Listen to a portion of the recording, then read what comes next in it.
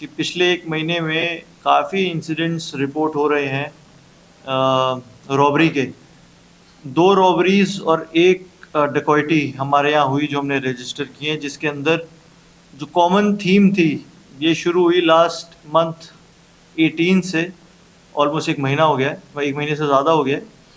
तो और कॉमन इसमें मोडस ऑपरेंडी था कि कोई आदमी वॉक पे निकला है शाम में और फ़ोन पे बात कर रहा है, या फिर जस्ट किसी काम से जा रहा है, उसको एक साथ लोग 4-5 लोग आते हैं, एक साथ उस पे हमला करते हैं, उसको पीटते हैं, उसको एक शार्प वेपन दिखाते हैं और जो भी उसके पास बिलोंगिंग है, फ़ोन है, मोबाइल है, उससे रॉब करके वहाँ से चले जाते हैं। कॉमन मोडस ऑपरेंडी हमने लास्ट 1 महीने में एटलीस्ट 3 इंसिडेंट जो हमारे पास रिपोर्ट हुए उसमें देखा है।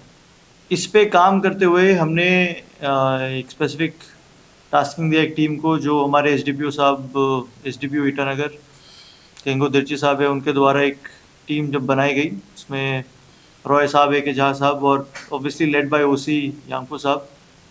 ये एक टीम जब बनाई गई तो इन्होंने बहुत ही इंटरेस्टिंग चीज़ देखी। इन्होंने देखी कि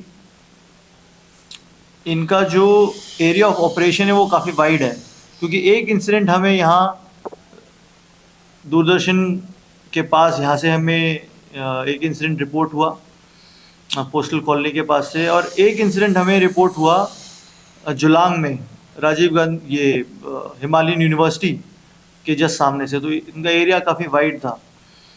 तो उसमें काम करते हुए हमारी टीम ने पहले 2 लोगों को, जो हमारे प्राइम सस्पेक्ट थे, उनको पिकअप किया, उनको अप्रहेंड किया और उनको इंटरोगेशन करके 3 और उन्होंने लोग पकड़े।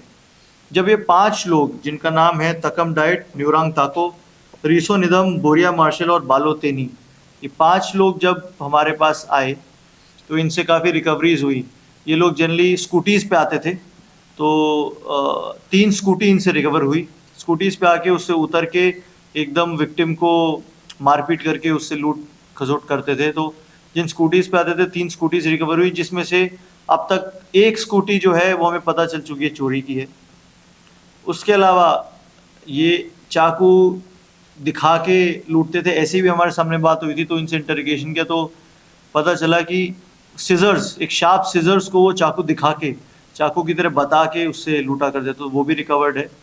प्लस हमारे पास कैश अमाउंट इनसे 14,000 रुपये और एक्स्ट्रा रिकवर हुआ है। जो इन्होंने लूटा है वो तो सारा रिकवर हुआ ही है। इन्होंने एक विक्टिम से हमारे अराउंड 14,000 के आसपास लूटा, एक विक्टिम से हमारे 6,000 के आसपास लूटा, और एक विक्टिम से हमारे 16,000 का एक फ़ोन इन्होंने रॉब किया था। उस फ़ोन को बेच के इन्होंने कैश अमाउंट ले लिया था। तो वो सारे के सारा कैश अमाउंट हमारे पास रिकवर्ड है।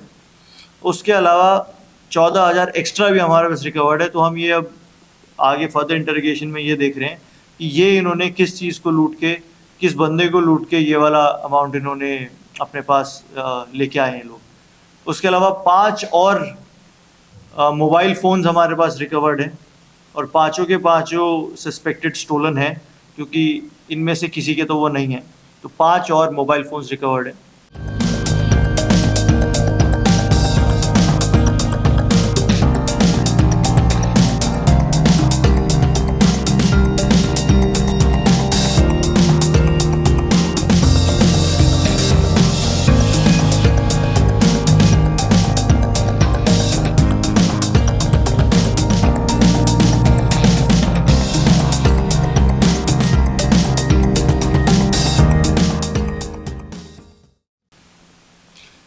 इन सब रिकवरी करने के बाद हमने जब इनसे फर्दर इंटरोगेशन किया कि और आप किस किस एक्टिविटीज़ में है और इन सब पैसों का लेके आप करते गए, तो एक प्राइम थ्रेड जो सब में से सामने आया, जो हम सभी को पता है कि जो भी रॉबरी या स्नैचिंग यहाँ पे हो रही है, और इस एज ग्रुप के लोग ज़्यादा जो कर रहे हैं, अराउंड 18 to 30 के आसपास के लोग जो ज़्यादा कर रहे हैं, वो जनरली इस स्टोलन या रॉब्ड आइटम्स को लेके उनको बेच के पैसे कमाते हैं, या फिर अगर वो सीधा सीधा कैश रॉब करते हैं तो इन सब से जो ये कैश उजागर होता है, इससे वो लोग ड्रग्स प्रोक्योर करते हैं। ये बहुत ही कॉमन थ्रेड है, हम सबको पता है। बट जनरली बात वहीं तक रह जाती है कि हम इंटरोगेशन हमने किया और ये पैसा क्यों ले रहे थे तुम, क्योंकि हमें ड्रग्स खरीदना था, बात वहाँ तक रह जाती है। लेकिन इसमें हमने एक स्टेप आगे जाके एक डिकॉय भेज के इनका जो सोर्स है उसका भी हमने पता लगाया, और वो ताया नादर करके एक इंसान है जो हमारे सामने आया, तो उसको भी हमने डिकॉय भेज के उसको भी हमने फिर एप्रीहेंड किया है। उसके ऊपर से हमारे पास around 63 grams of suspected heroin recover भी हुआ है। यहीं अरुणोदय स्कूल के सामने एक फर्स्ट फ्लोर पे घर पे वो रह रहा था। मैं आज कॉन्फ्रेंस में भी इसलिए लेट हो गया क्योंकि वही रेड अभी चल रही थी। उसने एक अपने यहाँ एक सीपीयू रख रखा था, एक कंप्यूटर, और उसका सीपीयू रख रखा था। उस सीपीयू के अंदर उसने कुछ कैश रखा हुआ था। टोटल कैश अमाउंट इन सब 6 से जो मिला के है वो अराउंड 66,000 के आसपास है जो हमें रिकवर हुआ है। तो कैश अमाउंट भी मिला हमें। उसके अलावा उसी में उसके कमरे में हमें एम्प्टी सोप पैकेट्स मिले, अराउंड 12 एम्प्टी केसेस मिले, और 130 एम्प्टी वायल्स हमें मिले। तो ड्रग्स की भी रिकवरी हुई है, एम्प्टी केसेस की भी रिकवरी हुई है, कैश की भी रिकवरी हुई है। अब हम इसमें फर्दर भी जानना चाह रहे हैं कि इनके पास अगर ये सामान इतना था, और हमें अभी पता लगा है कि काफ़ी एक्टिव प्लेयर है ये इस नारकोटिक्स के मार्केट में, तो इसका नेक्स्ट चेन क्या है। आज ही हमने अभी घंटे 1.5 घंटे पहले इसको एप्रीहेंड किया, तो अब फर्दर इंटरोगेशन में हमारा ये एम रहेगा कि इसके भी सोर्स तक जाना। तो अभी हमें इसके सोर्स तक जाना है, प्लस जो और हमें मोबाइल फ़ोन्स जो मिले हैं तो उनका एक बार पता लगाना है कि वो कहाँ से रॉब्ड हैं, कहाँ से स्नैच्ड हैं।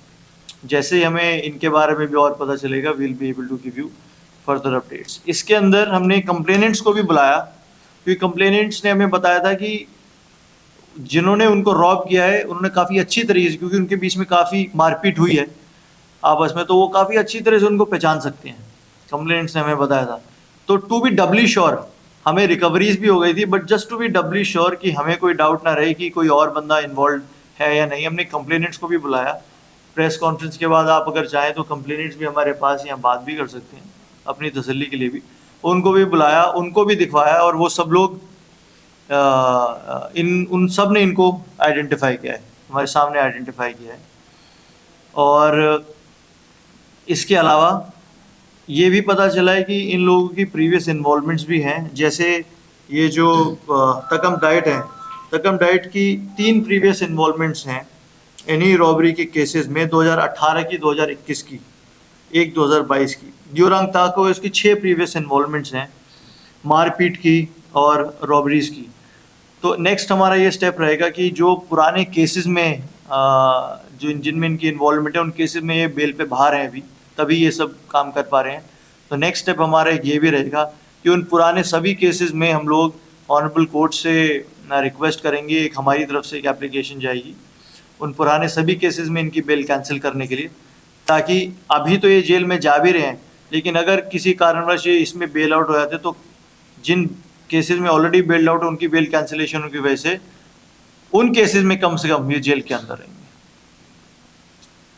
That is all from my side.